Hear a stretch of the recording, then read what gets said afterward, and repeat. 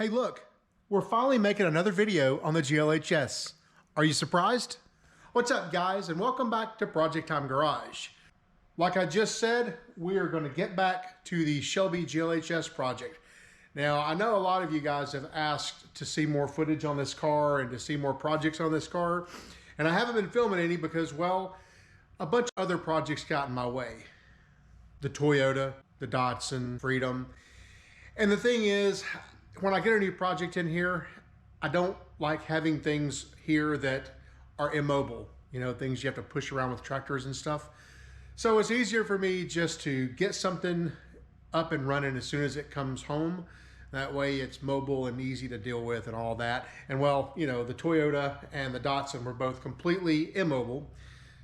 So that's why I haven't done anything on the GLHS since I got those two things.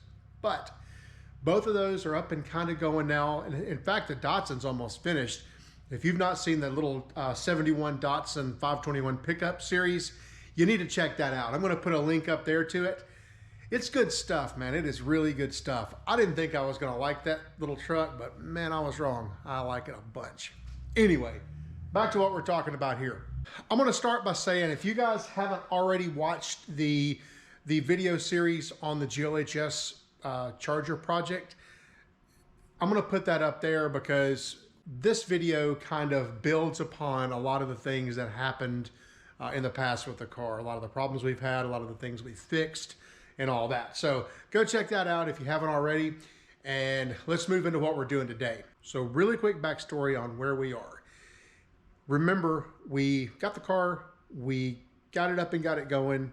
We immediately blew a head gasket on it because it boosted just all of a sudden to the sky for no rhyme or reason. I'm going to say probably well north of 15, 16, 17 pounds of boost. It was off the gauge. So anyway, we popped the head gasket. So in other videos, we replaced the head gasket and all that. Well, since I got the car back together from that head gasket replacement, it's never ran right. It's never ran as well. And the big thing was it was lacking boost. So when you would lay in the throttle, the thing would run up, I don't know, 4 or 5 pounds of boost at most, and then just kind of fall on its face. I was scared at that point that maybe, you know, we've got something timing wrong or whatever. But I finally got to doing some investigation, and I found one of those hard plastic vacuum lines that was cracked. It wasn't broke completely, but it was cracked. And I'm pretty sure that under boost, it was probably bleeding off a lot. So I got that problem taken care of, went out for a quick test drive, and once again, we had all the boost, like way too much boost. Once again, it zings down and probably exceeds the limits of the gauge, honestly. It was just way too much. So, and I noticed something else at that point. The ECU should have cut out the boost at that point. It should have interrupted the fuel flow. It's I think it's a power loss light these things had. That didn't happen. It didn't interrupt it. It was going to let it have it all. I was watching, I caught it. So at that point, we were right back to the same problem we had pre-head gasket. And I'm sure the line that got broken probably got broken during putting the head gasket back on and all that stuff, because it was a lot. So doing some investigation, here's what was wrong with it. The problem was these solenoids down here underneath the air conditioning line. If you see this one right here, you can see that this one right here has the top broken off of it, all right? This was supposed to be the boost solenoid. So the idea was the wastegate hooks to one side of this and manifold vacuum / boost hooks to the other side. And evidently, as the car spools up and makes boost, this solenoid opens and closes in order to regulate the wastegate for you. Well, since that was broken off, somebody had just gone to the very bottom and plugged the hose onto that. I have a parts car out back, so to fix that solenoid, I just pulled the solenoid off of that car and put it on this one. Took it for a test drive after that, and now things are happy. We were making a good consistent, 10, 12, 13 pounds of boost, something like that, depending on what that gauge, how right it is. But things were right. So everything felt right, and I was pretty sure the car was doing what it was supposed to do. But here's the thing that kind of bugs me about the car. I'm not so sure what injectors are in this car, and I'm not so sure the injectors in this car are right. And here's why. This is technically a 1987 Dodge Shelby Charger, technically, right? In 87, the Shelby Charger, the regular Shelby Charger, had a 2.2 turbo dubbed the Turbo 1 engine, right? Non-intercooled, turbo, not even a blow-through type setup in that car. Shelby bought the last 1,000 cars on the production run, from what I understand, and they received the Turbo 2 setup, which I believe is the same thing the Daytonas and all that had in 88. So this had a Turbo 2 engine from Shelby. All of them did, all 1,000. But if you look at parts catalogs, it only shows the regular Turbo 1 engine because that's what the production Chargers made. So if I'm Joe Schmo and I roll up to the parts store needing an injector for my 87 Shelby GLHS Charger, what I'm going to receive is an injector for an 87 Shelby Charger, right? Not the right part. From what I understand, it was there was a higher flow rate for the injectors on the Turbo 2 engines versus the Turbo 1 engines. So I could have gotten an injector, or I would have gotten an injector that looked the same, but didn't have the flow rate. That's a problem when you start stuffing, 12, 13, 14 pounds of boost in the thing, and you don't have enough fuel flow. Now you're talking melted pistonville, and I don't want to go to melted pistonville. I've been there and I didn't like it. I don't want to go back. And just to be sure of that, I called up the local O'Reilly Auto Parts and the local Napa Auto Parts asking for an injector for this car. Also check on Rock Auto for an injector for an 87 Dodge Charger with the 2.2 turbo engine. All of them showed the wrong part number. All right, so they didn't have a specific designation for 87 Shelby Charger GLHS intercooled. So they didn't have the right part. So I just did a little investigation on my own, found the correct Mopar part number that should have been in this car for injectors, and ordered a set of those. I'll leave a link down here at the bottom, the Amazon part number for that injector. I don't want to say they were easy to come by. There weren't very many in stock anywhere. I think I had to order a couple from one place, a couple from other. Mine came from Rock Auto and O'Reilly, basically. I had to get a hodgepodge, but they're all the same part number, standard motor products. So anyway, I don't want to take a chance. I want to fix it and fix it right. So that's what we're going to do here today. Now, guys, before we get rolling in this video, let me go ahead and say we have some merch. I have a link down there to the description for it. We have some shirts and some hoodies and mugs and things like that. If you feel so inclined, go drop by there, buy yourself something lovely for Christmas. Also, I'm not going to say that subscribing to my channel will absolutely clear your halitosis up, but it definitely is not going to make it any worse. So you really should subscribe. Link down in the corner. Looks like my icon. Doesn't cost a thing. Helps me out a ton.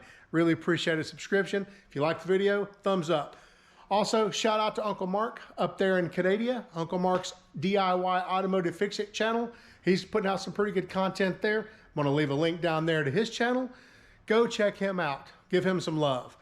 Anyway, since this project's not going to do itself, guess we better get to it. Let's still start with the PCV system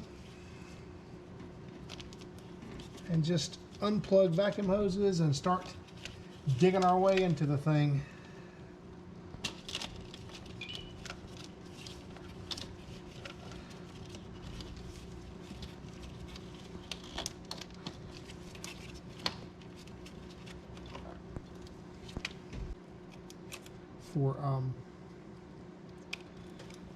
For braking and having faulty electrical connections and stuff. So we don't want that for sure.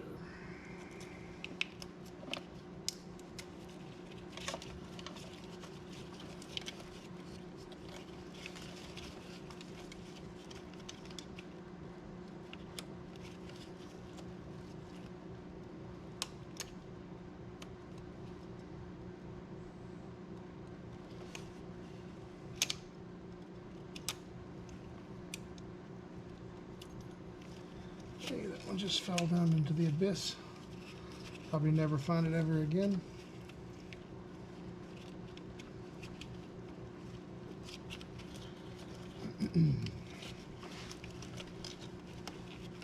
Go ahead and unplug this connector here, and then I should be able to. 1, 2, and 3 are pretty easy, or 2, 3, and 4 are pretty easy. Number 1's around here on the other side of this fuel rail. So I'll get this ground out of the way, and then hopefully at that point I'll be able to just peel all these wires back.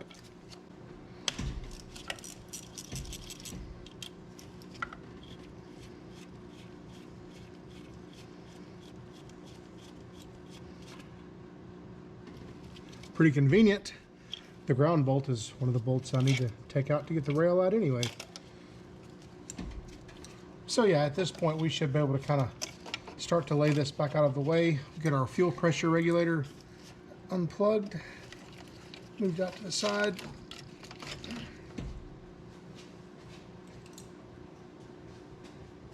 And then I need to worry about this other injector here. It's gone.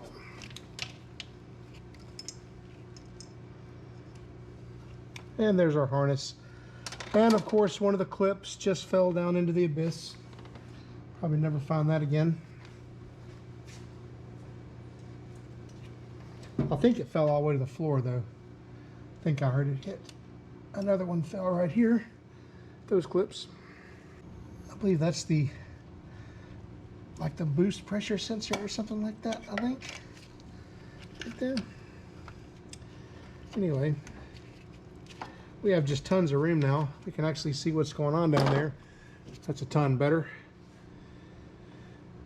I guess we need to bleed that fuel rail, catch all the fuel, and then start trying to work the rail out. It should be a lot of fun. So to bleed it, we will just push in on this and let it bleed out. But there's no pressure to it. That's crazy, even with a new fuel pump. Of course, it's been a couple of days since this thing ran, so I guess that doesn't surprise me all that much. Put the cap back on it.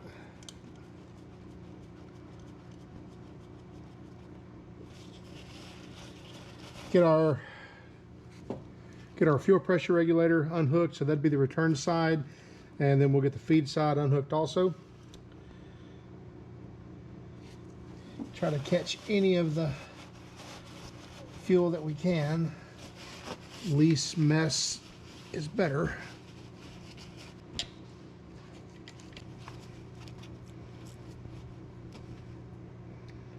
There we go.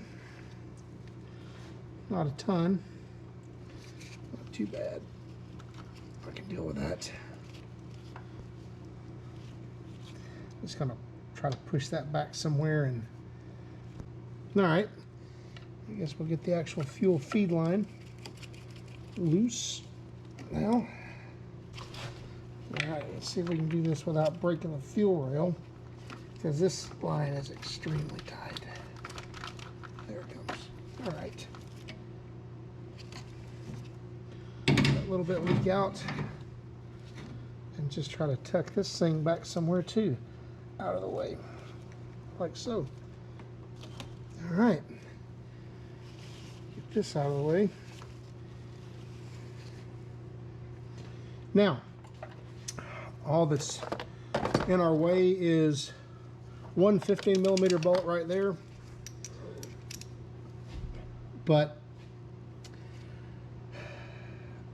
I actually think I'm going to go ahead and pull off the fuel pressure regulator too, because it's just right there in the way. I'm going to see if I can sneak a ratchet in there and pull it off, just to get myself a little bit more room, and then we'll see if we have to pull the valve cover or not. We may. I'm not sure we'll have to pull the valve cover, but it'll probably make it a lot easier if we do.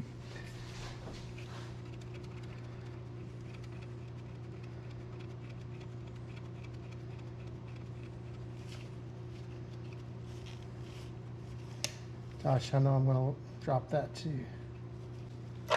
And the top one.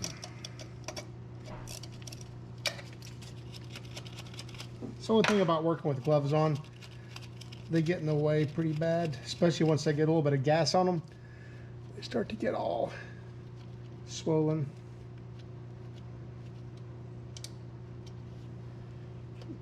All right, now fuel pressure regulator should just pop out of its little home here. Ish. There it goes. And there goes the rest of the gas. Of course, I don't have my cloth down there. We lost a teaspoon of fuel until I moved my cloth out of the way, and then we lost the rest of the fuel. All of it. All right. There's that. Next order of business would be to see if we can actually sneak that out of there or not.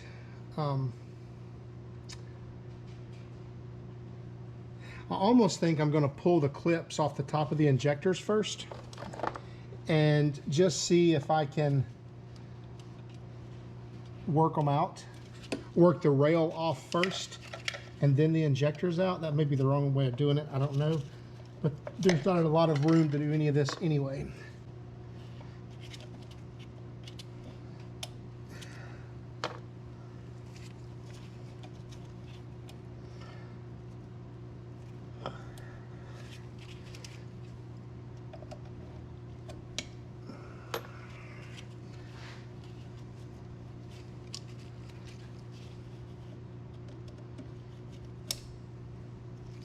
All right. Now, real question is whether or not we can lift the rail up off of the injectors, or if the whole mess is going to want to come up with it. Oh, I've got another really good idea. I think I should take the remainder of the bolts out of the fuel rail. Maybe that'll help aid this process along. All right, a couple more bolts to go. And then the rails should be loose. And then we can start fighting with it, because it's going to be a fight. Get it out of there, I'm positive. I've had it out once, and it was a nightmare. I should have put injectors in it already, but yeah, see? I can already tell you that two injectors are black, one injector is brown, and one injector is silver. So who knows what it's got in it. Plus, who knows if they're flowing right anyway, you know? I think I'm really happy that I decided to do this. I think this was well worthwhile.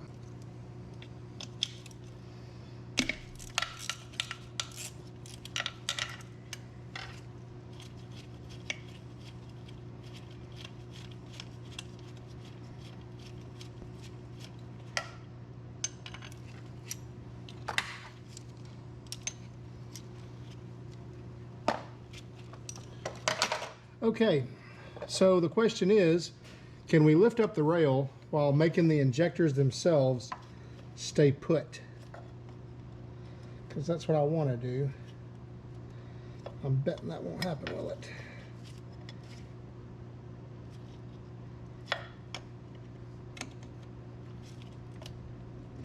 Nope, that won't happen. They've already started coming out. All right. So I guess they're coming out of the head first, huh?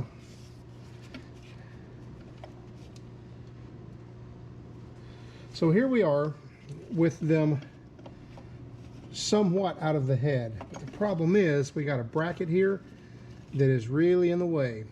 And this is what I fought with last time. That was such a nightmare. Because that bracket does not want this to happen at all.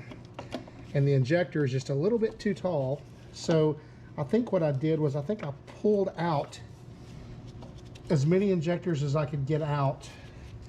And then I think I went from there and was able to wiggle that out. Okay, there's an injector.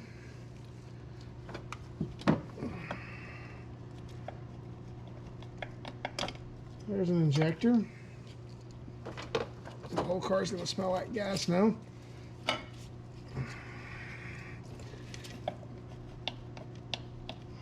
There's an injector. All right. So the only one left is this one here. There we go. That's how I did it. I can move it to the side and start to kind of try and roll it out of here.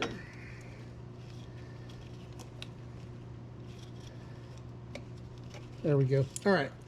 Injectors are out, and there's the fuel rail.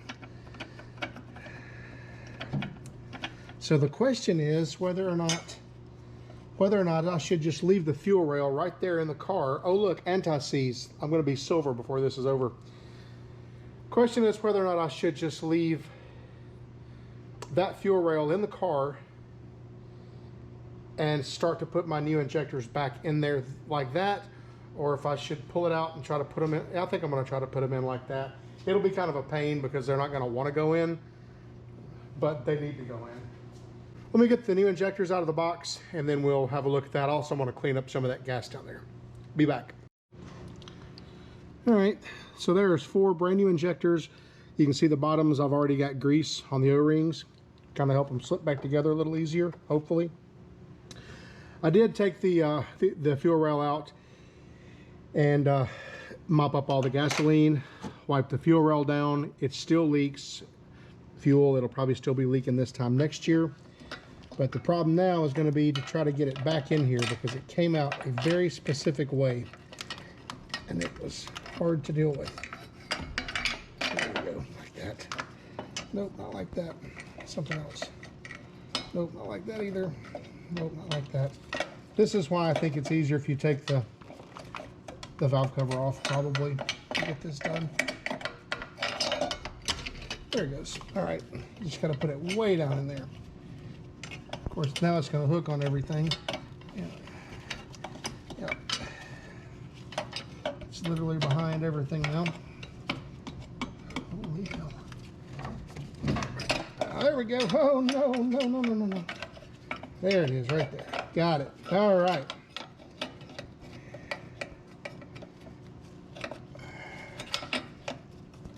Tight fit, to say the very least.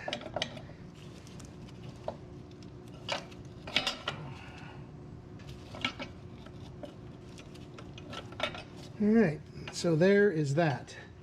So I guess probably the first thing to do is to get this first injector back in the hole, because that was the last injector that we took out. Okay, of course, all that fuel that I cleaned up earlier, yeah, it's all back. Good luck to me. Basically, that's what I'm trying to tell you.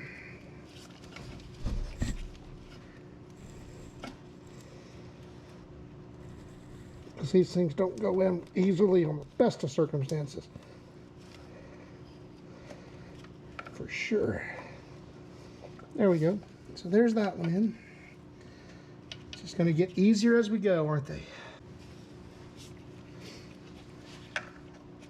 Big problem is being able to have enough hand strength to actually push them in because you're in such a weird place.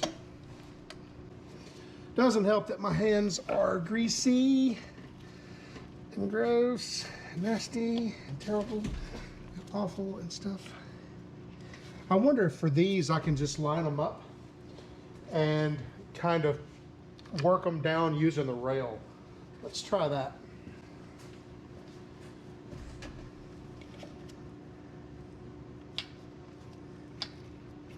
Actually, these right here actually get out of the engine pretty easily. Maybe that's what we should be doing with them then.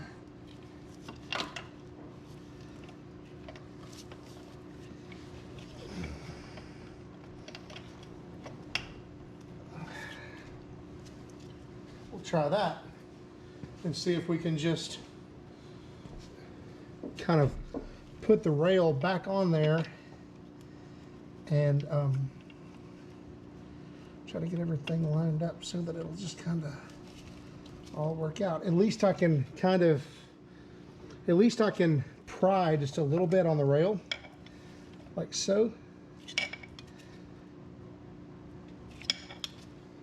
Of course, you don't want to crush the thing, but hell, that's going to work right there.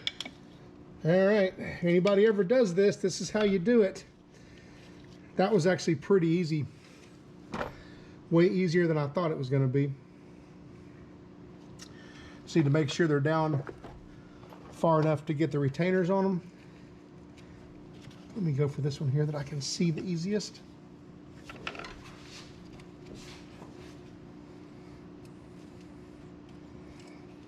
You know, sometimes you just have to pull your gloves off and understand that you're just going to have to wash your hands. That's where I'm at right now. Retainer.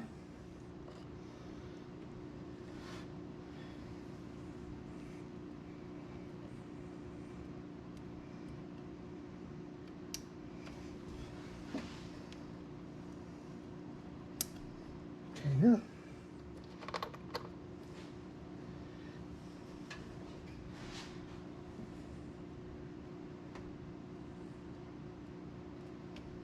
Retainer.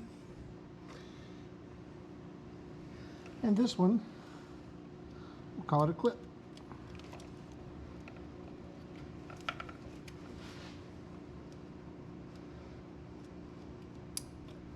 Click. Okay, so there's that. Feel pretty good about that. Next order of business is to let's get this ground back around here that's going to go on the floor of the thing. And then I'm not going to plug this back up yet until I get the injectors all plugged back up and the harness laying in there. But first I've got to find the clip I lost. All right, let's see about putting some of these bolts back in here. It really sucks that these things require the fuel rail to be slid back some. I don't like that at all, but that's how they are.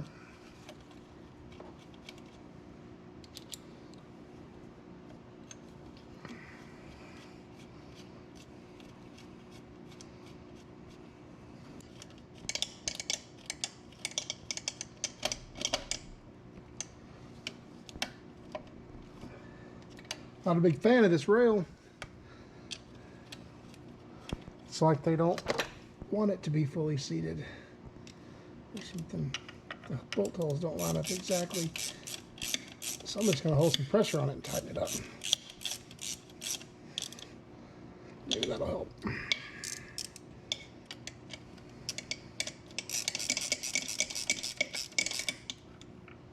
There we go.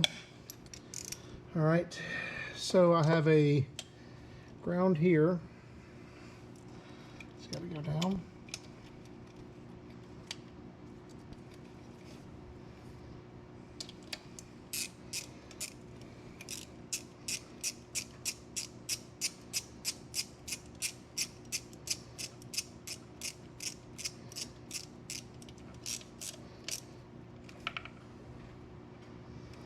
And we have a ground that goes under this one too.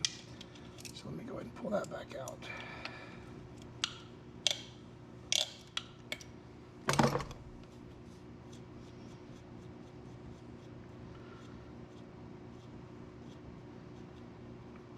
Go ahead and do that now.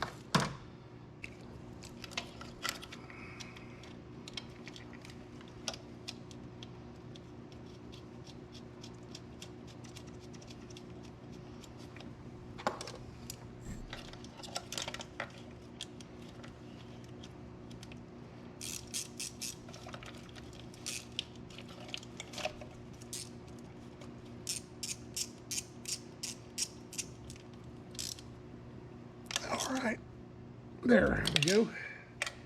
So that's tight. So we have ground. I'm sure that went in something, probably in this one if I had to guess. Yep, that looks right. Let's go ahead and get the injectors themselves plugged back up and get that over with.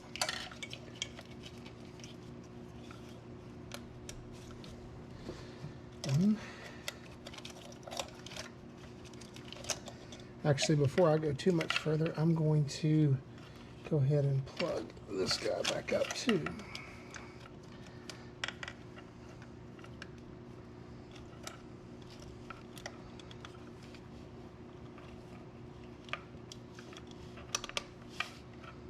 There. Now we can hook this one up.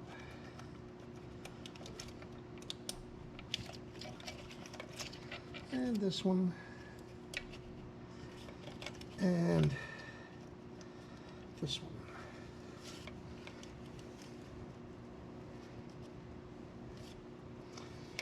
And this can hook back up.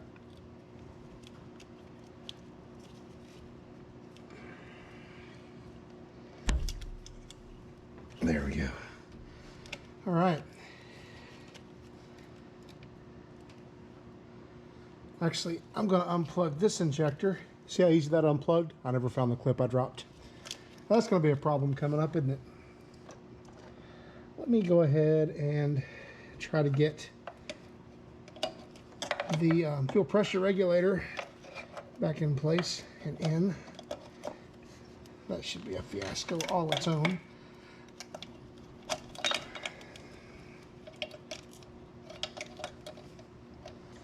There we go.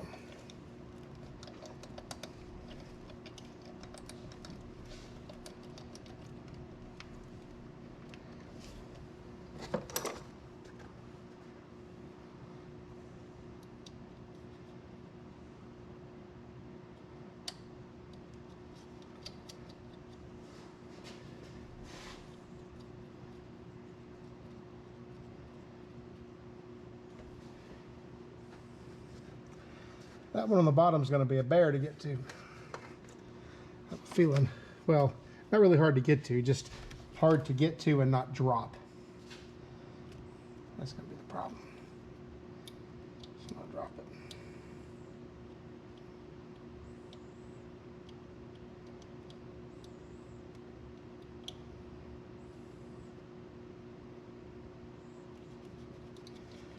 But somehow I got it. Can't even see it. I can't even see it. There we go.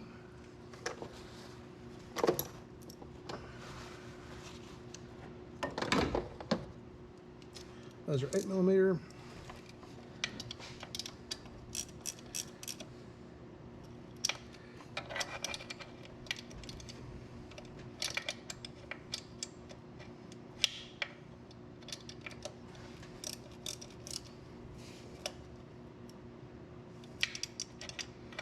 Right there.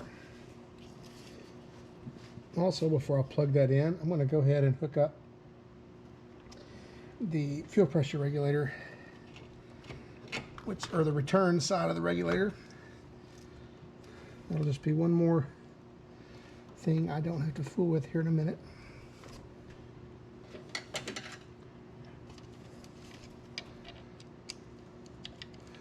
And then hopefully there'll still be enough room to plug up the injector. That'd be nice. Should be just enough room to plug up the injector, I think.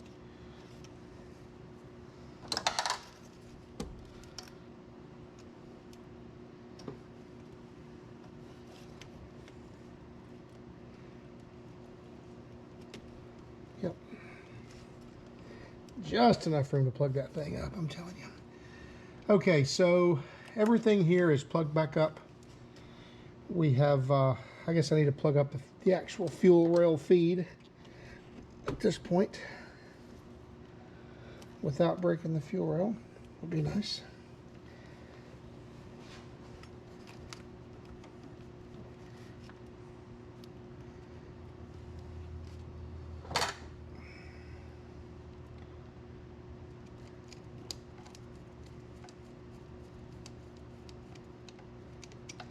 We'll turn the thing on here in a second, prime it a little bit, see how many leaks we have created.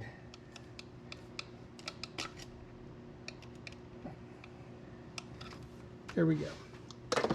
All right, I think other than, aside from vacuum, I think we're pretty much put back together at this point. So, lay this back over. Plug up the things as they came off.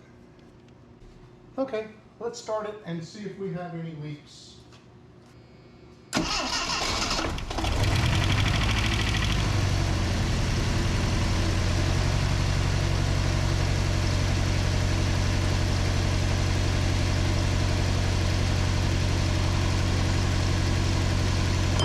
Good miss.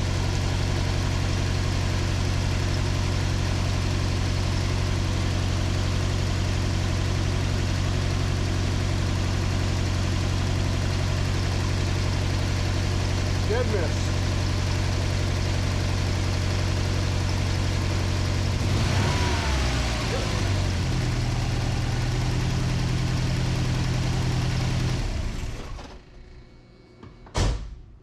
And I have a check engine light, which I don't understand because there's the engine. I wonder if one of my injectors didn't get plugged up very well or something like that. Pretty sure it's electrical.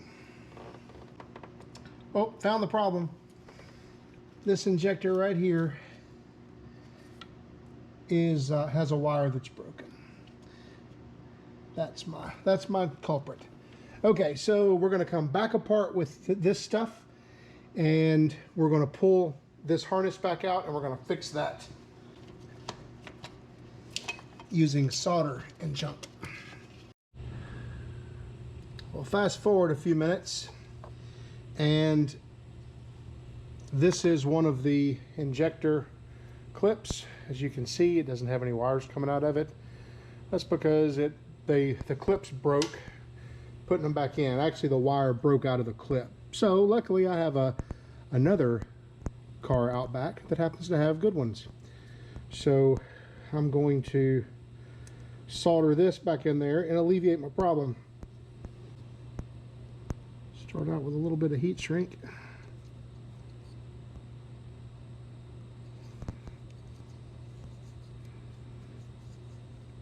Probably way too much heat shrink, but that's all right.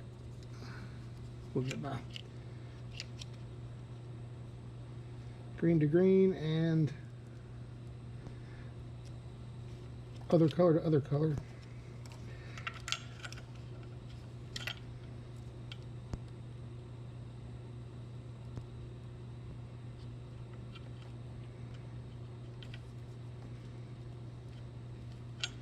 I'm just going to fold them back on each other like this and solder them one at a time.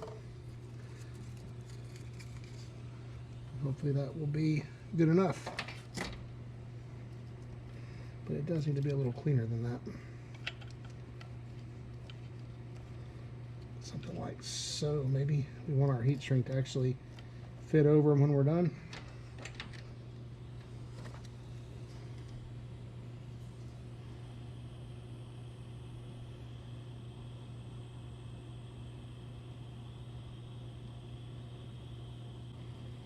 Tell you, this wire does not solder well at all. I don't know if it's just because it's had so many years of oil in its life or what, but it does not want to solder. There it goes. It just took it that time. Here we go.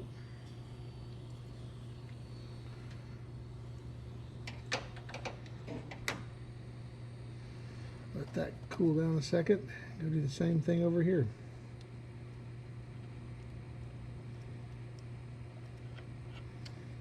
I'm trying to touch the fresh hot solder every chance we get. There.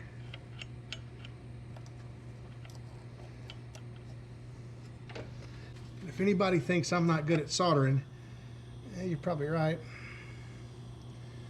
But it sticks.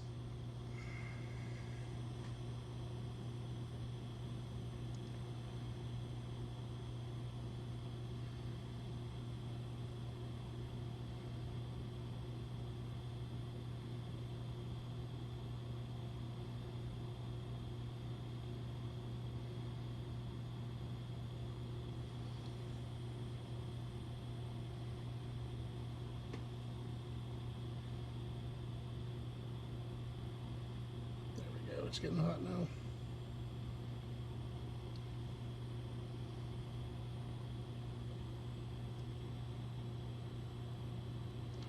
Yeah, this wire literally resists solder. It's pretty crazy.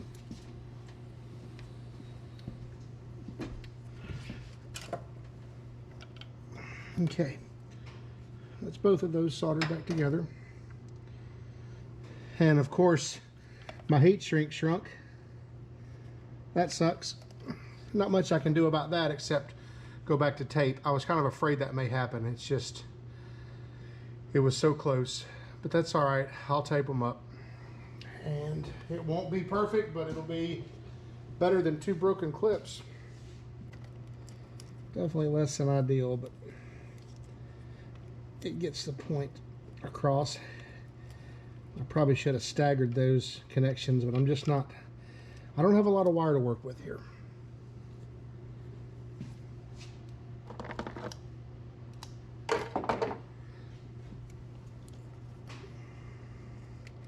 I'm sure the worst thing that'll happen if they get together is it'll fry the ECU.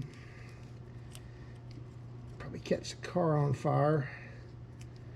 Burn down my house, garage, neighbor's house, school next door, etc., etc., and on and on and on.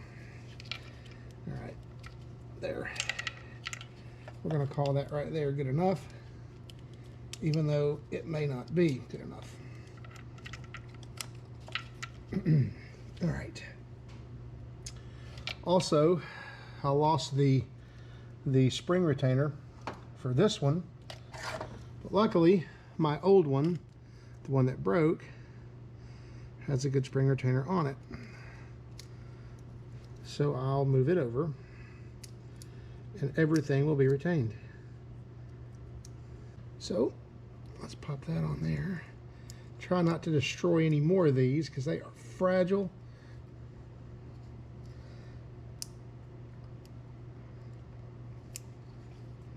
There. Okay.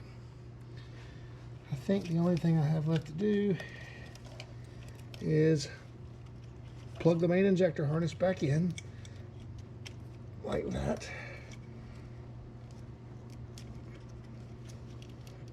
All right, that's plugged in. Then I think pretty much everything is plugged up,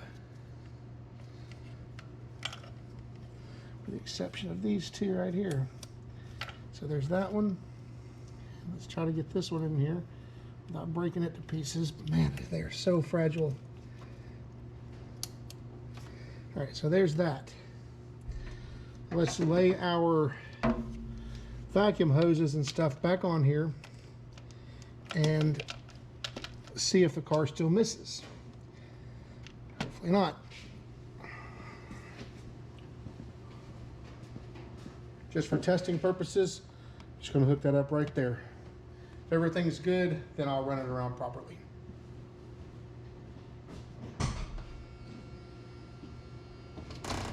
Contact.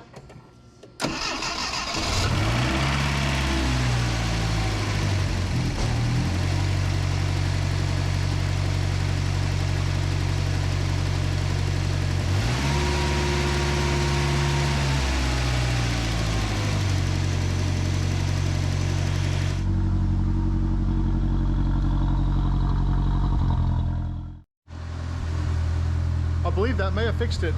It's running nice and smooth now. Let's run it up the road and see what it does. That'll be the real test. Okay, guys, riding along 45 miles an hour or so. Car feels really good. I haven't looked to see what our boost is yet because my boost gauge is doesn't have a backlight, so I've got a flashlight here that I'm using to kind of see what we have. And it's awfully bright too. I'll take off here in a minute and do just a kind of a mini pull and just see where we're at with it. But I'm also concerned about deer on these roads because there's a lot of them this time of year. Okay, we're going to turn around right here, turn our little flashlight on here, see what just make sure we're not crazy on our boost or anything like that. Small pull.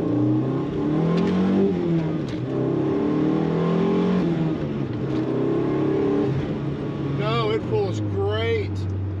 Whoa, man, it pulls fantastic. Good this thing comes alive at about 12 pounds of boost. I mean, like, hello, alive. Man, that's awesome. That is fantastic right there.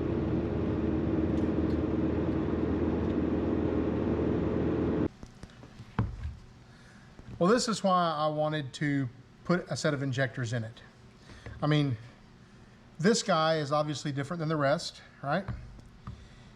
He has a different nozzle than all the rest of them. So these two are odd, and these two kind of appear to be fairly well the same injector. So it looks like I've got 3 different types of injectors in the car, and I have no idea if these are probably original of the car, but I have no idea what the status were on these two. So I'm glad I did this, because really at the end of the day, it just helps to ensure that I know what injectors I have. Well, what I am gonna do is I am gonna take all of these, put them back in the plastic bags, put them back in the box, and probably send them out to have them rebuilt and flow tested. And that way I can see exactly what I have for injectors. And we'll just put them on the shelf just in case, because I know these weren't that easy to come by. They weren't just plenty of them on the shelf. I had to kind of hunt around a little bit to find them. So anyway, we're going to do that. So there you go. Fuel injector's done. Drives a whole lot better, rides a whole lot better. Got plenty of power. I'm not going to do another thing to it as far as that goes. I'm going to have it live, you know, rather than beat it to death. It's got a lot of miles on it, and I don't want to push my luck. So yeah, guys, hey, listen, I really appreciate you hanging out, watching the video. Like I said earlier, if you like what you see in this video, give me a thumbs up. I'd really appreciate it. Got any insight or wisdom in any of these cars, I'd appreciate it. Drop me some comments down below. Listen, guys, as usual, don't forget to like, share, subscribe, tell all your friends about us, and I'll see you next time.